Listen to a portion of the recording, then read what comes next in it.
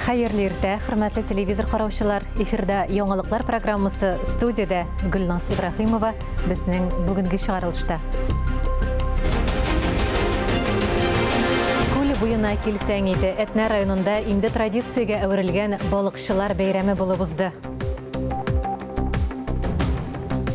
5 ел көткән бәйрәм Буа районының Югары Лошчы авылында зурлап авыл бәйрәме оештырдылар.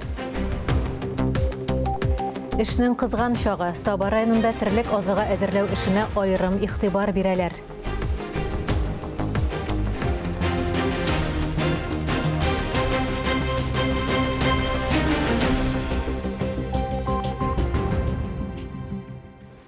Бүген 23 июльдә аязучан болытлы һава урыны белән яңгыр явуы ихтимал. Җил төньяк-көнчыгыштан уртача тизлектә. Көндез 18-23 градус җылы булыр дип көтелә. Казанда теркәлә торган эшсезлек дәрәҗәсе рекордлы минимумга җиткән. 2024 ел башына Казанда рәсми рәвештә теркәлгән эшсезләр саны 1765 булган. 1 июльгә аларның саны 1369-га кадәр кимегән. Сәнәгать, төзелеш, IT-технологияләр, транспорт һәм логистика, сәүдә, фән, мәгариф, медицина, туризм һәм кунакханә бизнесы кебек тармакларда белгечләргә ихтыяҗ зур. 2024 елның 1 яртылыгында шәһәрнең мәшгульлек үзәкләренә 3000-нән артык кеше мөрәҗәгать иткән. Бу узган ел белән чагыштырганда 2000 кешегә кимрәк. Барлыгы 1420 кеше эшкә урнаштырылган. Татарстанда яшәүчеләр Дәүләт Советына сайлауларда тавыш бирү өчен мобиль сайлаучы механизмыннан файдалана ала. Тиздән гаризалар кабул итү башлана. Республикада яшәүчеләр 24 июльдән 4 сентябрьгә кадәр сайлау комиссиясенә күп функцияле үзәкләргә мөрәҗәгать итә яки дәүләт хезмәтләре порталында гариза калдыра ала. 28 августтан 4 сентябрьгә кадәр гаризалар барлык участок сайлау комиссияләрендә дә кабул ителә. Мобиль сайлаучы механизмы ярдәмендә бары тик Татарстан территориясендә генә тавыш бирергә мөмкин. Түбән Кама ишегалларын төкләндерү эшләре 60%-ка башкарылган. Кайбер адреслар буенча капиталь ремонт тәмамланып килә. Быел республика программасына 73 йорт ишегалды кергән, шәһәрдә 65, районда 8. Бу хакта тулырак итеп алдагы язмада. Сембике урамындагы 12-нче йорт ишек алды. Бирдә капиталь ремонт финиш сызыгына чыккан, машина кую урыннары киңәйтелгән, эскәмияләр һәм яктырту баганалары урнаштырылган. Эшләр халык белән киңәшләшеп башкарыла. 96-дан бирле яшибез. Һәр вакыт алга барабыз. Ул бит әкрен генә барырга кирәк. Әкрен генә яхшы бит. Барабыз. Быел безнең ишегалды программасына 73 йорт яны территориясе кергән, шәһәрдә 65, районда 8 ишегалды ремонтланачак. Кайбер адреслар буенча эшләр тәмамланып килә, икенчеләрендә башлана гына. Бүгенге көндә төзекләндерү 60%-ка башкарылган. Шу ишегалды программасында эшләүчеләр үз вазифасын белеп эшлиләр. Әлбәттә инде кимчелекләр бар. Төрле кешенең фикерләре бар. Кемгәдер агач кирәк, кемгәдер бала майданчыгы кирәк, кемгәдер машина кую урыны кирәк. Шуңа күрә азрак кына низаклар бар. Ләкин тулайым эшләү дәврендә инде ул мәсьәләне уртакка салып эшләргә тырышабыз. Барлык эшләр сентябрьгә кадәр тәмамланырга тиеш. Альбина Вәлиева, Рафаэль Ракыпов, Татарстан яңалыклары өчен Түбән Камадан. Казанда 2025 елның 1 гыйнварына акыллы светофорлар саны 236-га җитә. Хәзер адаптив системага тоташтырылган светофорлар саны 212-гә кадәр артты. Ел ахырына кадәр системага тагын 14 светофор тоташтырыла. Диспетчерлык үзәгендә хәзер без шәһәрдә урнаштырылган светофорларның 80%-на якыны белән читтән торып идарә итә алабыз дип белдерделәр. Татарстан югары уку йортларында белем алучы 292 студентлар стартабы бәйгесе җиңүчеләре булды. Аларның һәр кайсы үз проектларын гамәлгә ашыру өчен 1 миллион сум акча алды. Быел бәйгедә катнашырга теләүчеләрдән 7000-нән артык гариза килгән. 2000 студент җиңүче булган. Лидерлар саны буенча Татарстан Мәскәүдән соң 2нче урында. Хупланган проектларның 67%-тан артыгы ил өчен өстенлекле өлкәләргә карый. Булар цифрлы технологиялар, креатив индустрияләр, яңа приборлар ясау, медицина, химия технологияләре, биотехнологияләр, ресурс саклау. Җиңүче стартапларның 36% IT юнәлешкә карый. Ауыл хуҗалыгында эшнең кызган чагы. Саба районы игенче механизаторлары малларга азык запасы туплый. Бер баш шарты терлеккә 35 центнер азык прәмлеге әзерләнергә тиеш. Бу көннәрдә терлек азыгы туплау эшләре ничек бара? Бу хакта алдагы язмада. Саба җәмгыятенең Мишән филиалында игенче механизаторлар Кызыл Миша авылы янындагы басуда 1 еллык үләнне чаптырып синажга сала. 70 гектар мәйданда сылы катыш борчак үстерелгән. 1 еллык үләннәр быел филиалда 150 гектар мәйданы тәшкил итә. Катнаш азыкның чыгышы әйбәт ди Тимершек бүлекчәсе агрономы. Беренче указ күп еллыкларныкыннан 4900 тонна синаж әзерләнде. 1 еллыкларның массасы начар түгел. Барыбер дә аларның фазасы шушы һава торышы белән әзрәк чагышты дип әйтәсе килә. 150 центнердан да әз булмаган күләмдә. Сулылы борчакны комбайнда Азат Вәлиев урып покоска сала. Комбайн үзе көнгә 45 гектар мәйданны эшләргә сәләтле. Джон Дир тураткыч комбайннарында Рөстәм Газизҗанов белән Айрат Галимуллиннар эшли. Икесе дә Татарстанның ат казанган механизаторлары. Җәйкене комбайнда, яскыны чәчүдә, тракторда эш техникам бар. Трактор, кормовочный комбайн, шушымнан Джон Дир, зерноборочный комбайн Джон Дир. Ә инде басулардан туратылган синажны чыкырга КАМАЗ машиналарында ташыйлар. Тоткарлыклар юк, эш шартлары да бик уңай, рәхәтләнеп эшләгенә диләр алар. Төрлечә туры килә инде уртача менә бу кармасмистә 16-17 тонна килеп бара. Рейсларга килгәндә инде 9 да була, 10 да була, артып та китә, ара-яралыкка дагын. Теге якта инде борчак басуларында кырыйларын систартабыз. Әзрәк уңышлы бертөккә чәчелгән борчакны да шушы синаж белән катыштырып салабыз. Синаж чокырлары 2500 тонна сыйдырышлы, берсенә 5000 тоннага кадәр азык сыя. Башкаларында күп еллыклардан синаж тутырылган. Һәр кайсында катнаш азык тиешле технологиягә туры китерелеп туплана. Җәй буена басуларда эш дәвам итә. Алия Галиуллина, Райля Галауина, Ирек Султанов, Татарстан яңалыклары, Саба районы. Хөрмәтле телевизор караучылар, берничә минуттан эфирыбызны дәвам итәрбез. Бездән аерылмагыз.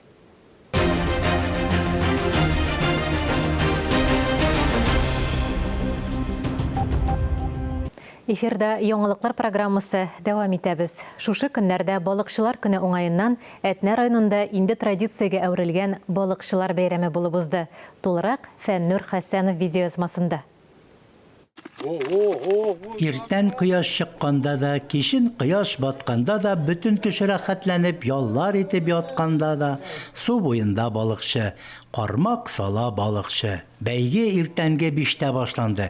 Конкурста катнашу өчен теркәлү узарга һәм гариза язарга гына кирәк. Безнең бу бәйрәм балыкчылар көне безнең Әтнә районында узак еллар элек бара иде. Ләкин кызганычка каршы ниндидер сәбәпләр аркасында туктатылып торды, ләкин һәрбер авыл җирлекләре үзләре үткәрә иде. Менә безнең Мәңгәрдә бик матур балыкчылар көне уза иде, башка авылларда да быел дусым дигән авылыбызда узып китте. Ә районыбыз үзәгендә әйдәгез әле яңадан шушы матур бәйрәмне торгызыйк дип, менә без уйлаштык та үзебезнең инде мәдәният хезмәткәрләре белән үзебезнең Күңгәр авылының Атау дигән платинасында үткәрергә булдык. Моның инде әлбәттә төп сәбәбе гаилә белән, халык белән табигатьтә рухи азык алып ял итү. Моның безнең җиңүчеләрне дә билгеләү түгел, ул күңелле булсын өчен, кызык булсын өчен һәм бергә менә шулай шаугыр килеп, бергә ял итү иде. Төп сәбәбе дип әйтәсем килә. Әтнә мәдәният йорты башлангычы белән уздырылучы әлеге бәйрәм гаилә елы кысаларында оештырыла. Аның максаты гаиләләр белән табигать кочагында бергәләп ял итү, гаилә кыйммәтләрен саклауда табигатьнең ролен аңлату. Сәгать менә безнең иртәнге 5-тә шул заявкалар буенча без аларны билгеләдек, һәрбер килгән балыкчыбызны, һәм алар Аллага шөкер, бүген менә быел инде әлегә 35 булса да, бу безнең өчен инде бик зур куаныч дип әйтәсем килә. Алла бирсә, икенче елларга тагын да күбәйерләр. Менә шул заявкалар нигезендә безнең балык тотучыларыбыз килде. Иң куандырганы гаилә белән менә 5 гаилә без катнашты. 7 яшьтән безнең инде 67 яшьлек өлкән булды инде. 7 яшь һәм 67 яшь. Беренче карашка балык тотуның әллә ни хикмәте юк та сыман. Кармагыңны суга ташла да, сабыр гына кабуын көтәсең. Ләкин оста балыкчылар белә, теләсә кемгә эләкми балык. Сире нидә икән соң? Балыктарга чуалыйлар, ипиләр белән кармаклар тиеп куябыз. Балык чуалы тирештән диябыз да чуалыйны. Bunlar итәрә тагат җидә сигез китәбез итәрә балыкка. Кәрәстәр тотабыз. Мондай дәү кәрәстәр. Кирәм алай белә. Хамада шуны беләсәм балыкка. Ансыз балык кермәй. Армәстәм керә балык. 2 кило ярымны чуртан тоттым үз гомеремдә. Ул күпме була? Якын. Менә шуның хәле. Чуртан. Кәрәстәр тоттык менә шуның хәле. Гайләбез тартабыз балыктарга. Бик яратабыз балыктарга. Инде мин укыганнан бирле балык тотам. 65 яшь тулайны хәзер. Мәхәббәттер инде. Ройдер. Шуңа күнеккән инде. Балык тотарга. Бик күңелле бит балык тоту. Бәйгедә катнашучылар һәрберсе үз бүләген алды. Иң яшь һәм иң өлкән балыкчылар билгеләнде. Иң зур балык һәм иң кечкенәсе. Исәбе буенча кем күп балык кармаклаган. Шулай ук гаиләләре белән балык тотарга яратучыларга да бүләкләр тапшырылды. Ул балык тоту, беләсезме нәрсә дип әйтим? Аны аңлатып бетереп булмый. Анда хисләрне. Аны теге ул зурма ул, кичкенәме ул. Аның шиертүе, аны суда татып чыгаруы, ул мизгилне аңлатып булмый аны. Бик менә рәхәт мизгилләр аны балык. Без менә ул үзеңне сен тынычландыра. Бөтен мәшәкатеңне онтасың, бөтен борчуларыңны, бөтен кая хәзрәтеңне онтып, шуңа карап торасың. Шул хәдәр рәхәтләй бер ул. Мин теге зур балык тотарга да хыялламыйм. Миңа главный менә шиертсен. Дәүләгәмәнең кечкенәселәгәмә, главный шиертү, аны тартып алды. Дүртләрдә килгән иде инде, танаткач.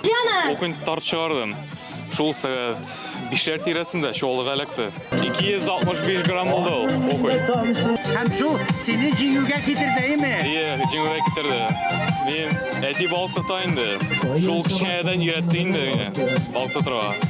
Инде беренче урыннарны алырга дип дуалар укыдым. Конкурс җырлы биюле ял итү чарасы да булды. Балык шулпасыннан авыз итү, балыкчылар турында кызык мәзәк хәлләр турында сөйләшүләр, кыймак белән шәй ишүдә каралган иде.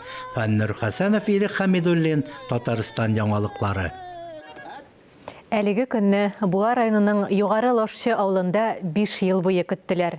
Анда зурлап авыл бәйрәме оештырдылар. Авыл уртасындагы мәйданда күңел ачулар, уеннар һәм башкалабыз артистлары. Бәйрәмне оештыру билгеле кунак чакырулардан башланды. Алар күпләп кайттылар. Читтә яшәүчеләр өчен авылдашлар белән бер күрешеп, шикердәшеп утыру бик тансык.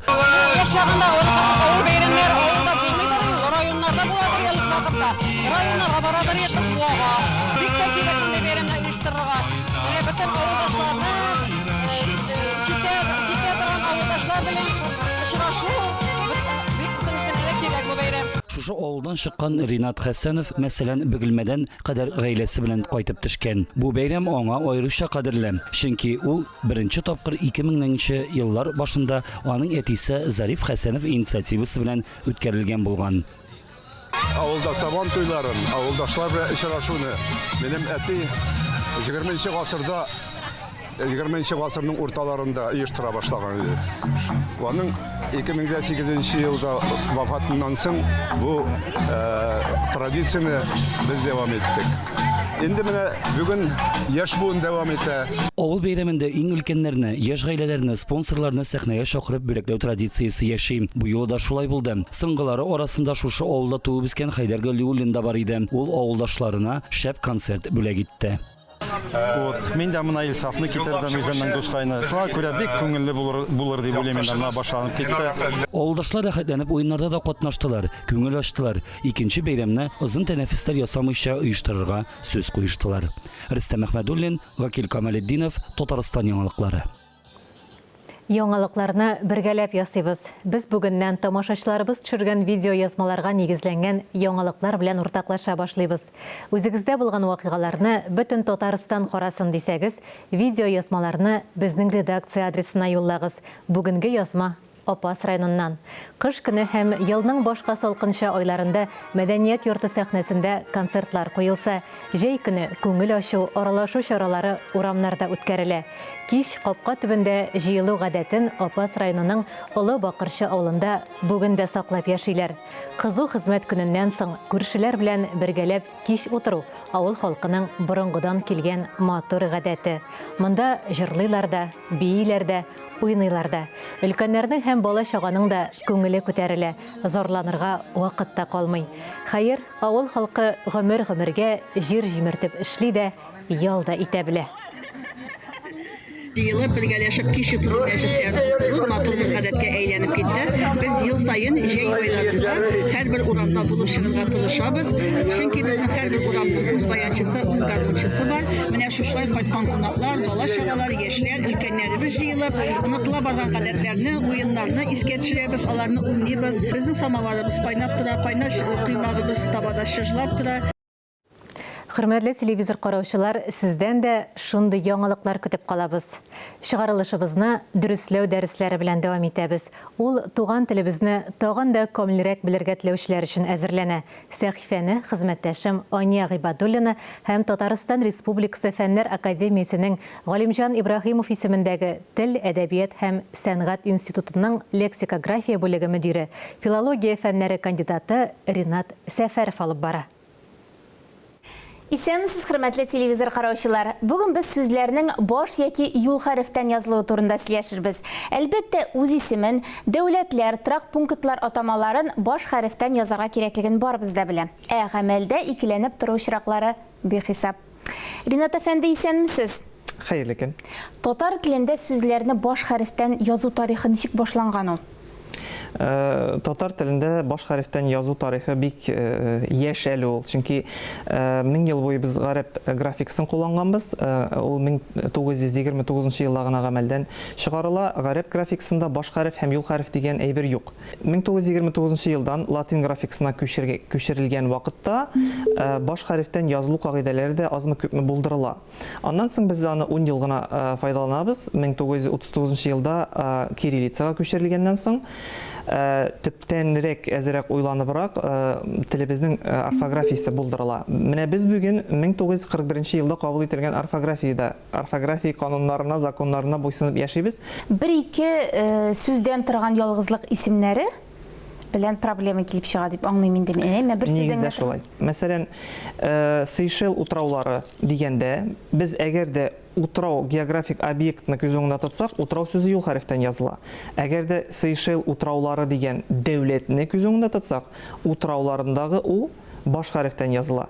Татарстан Республикасы дип беләбез инде, икесе дә зур хәрефтән языла, әйеме бөтен республикаларда зур хәрефтән языла дип беләм мин. Өлкә, край бар бит әле. Безнең республика сүзе ул үзе дәүләтне белдерә. Һәм тарихта безнең республикалар булган. Мәсәлән, Новгород республикасы булган рус тарихында. Бу чиракта республика юл хәрефеннән языла. Теге тарихи республикаларны бутамас өчен бүгенге рәсми республикалар барсы да баш хәрефтән языла. Узын оешма исемнәре бар бит әле, әйеме? Монда бик катгый кагыйдә бар. 2-3 һәм аннан да артыграк сүздән гыйбарәт атамаларның бары тик беренче сүзе һәм атама составына кергән ялгызлык исемнәре генә баш хәрефтән кулланыла. Һәр хәлдә шулай кагыйдәсе шулай яңгырый. Мисал өчен, Галимҗан Ибраһимов исемендәге Тел, әдәбият һәм сәнгать институты дигәндә бары тик Галимҗан Ибраһимов кына баш хәрефтән язылырга тиеш, чөнки Галимҗан беренче сүз, Ибраһимов фамилия. Аннарысын килгән сүзләр барысы да юл хәрефеннән язылырга тиеш. Һәм кечкенә белән. Һәм башка оешмаларда да шулай булырга тиеш иде, ләкин баягы әйткән кагыйдәгә безнең хилафлык килә. Безнең нишләптер татар телендә әнә шул исемендәге дигән өлешне алып ташлап та куллану мөмкинлеге булган өчен, теге сез әйткән тел сүзе дә баш хәрефеннән языла. Ләкин ул баш хәрефеннән язылырга тиеш, әгәр дә менә бу беренче өлеше булмаса. Фәлән исемендәге дигәннән соң баш хәрефтән язу гадәткә кергән инде. Без аны хәзер хата дип тә әйтү үзе үк хата булырга мөмкин. Министрлыкларга килгәндә дә шул ук хәл. мәсәлән, Татарстан Республикасы Мәдәният министрлыгы дигәндә бары тик Татарстан Республикасы гына башка хәрефтән булырга тиеш. Чөнки Татарстан беренче сүз, республика рәсми атама, битте, калганнары оешманың составына керә. Ләкин Мәдәният министрлыгы дигән формасында булган өчен, ул очракта мәдәният сүзе беренче сүз булганга башка хәрефтән язылган өчен, без аны теге тулы килеш язганда да хәрефен кичерәйтә алмыйбыз. Вәкаләтләр турында да сөйләшеп китик әле, әйеме? Президент, рәис, премьер-министр зур хәрефтән языла? Әйе. Алар югарырак вазифа биләп торган кешеләр, әйеме? Нинди дә булса илнең яки дини оешма булсынмы, ниндидер дөнья күләм оешма булсынмы, иң югары дәрәҗәдә торган идарә органнары, шул идарә органнарының җитәкчеләре баш хәрефтән языла. Шуның өчен рәсми текстларда без президент сүзен, безнең Татарстаныбыз өчен ул рәис сүзен без баш хәрефтән язабыз. Калган очракларда, мәсәлән, мәктәп директоры, мөдир сүзләрен без һәр вакыт юл хәрефтән язабыз. Мондый очракларда буталмас өчен шулай ук мин сүзлекләргә мөрәҗәгать итәр идем, чөнки безнең чагыштырмача күптән түгел, менә бу баш хәрефенә багышланган сүзлек төзелде һәм сүзлек бастырылды.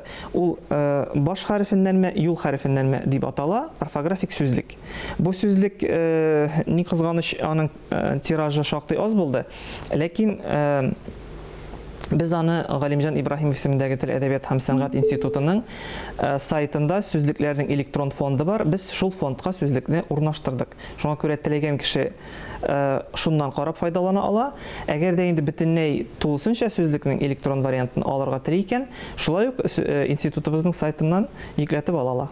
Хөрмәтле телевизор караучылар, бу сылтаманы экранда күрәләр, без сездән кызыклы гыйбарә көтәбез. 150 еллап элек безнең Казан ратушасында Рәхмәтулла Әмирханов дигән тәрҗемәче эшләгән. Ул күрәмсең бик танылган кеше булган, үз заманы өчен халык арасында аны Рәхми Тылмач дип йөрткәннәр. Менә бер көн Рәхми эштән кайткач хатынына әйтә икән, хатын тыкмач пешер әле. Хатыны бераз иренеп тора, тыкмач җәеп кисәсе килмәгән инде. Умаш кына пешерим инде дип әйтә ди. Тыкмач яхшырак бит. Тәмләп пешергәч умашта әйбәт була. Мин сиңа әйтәм, тыкмач пешер. Татарча аңламасаң, русча әйтәм, лапша. Әй барда бер камыр түгелмени соң, тыкмачны, умашны дип һаман хатыны тискәреләнеп тора икән. Аның шулай юкка эш пешерүенә Рәхми әйткән ди. Соң юләр хатын булмасаң, уйлап кара. Пәри башка, җин башка, умаш була алмый лапша дип әйткән ди.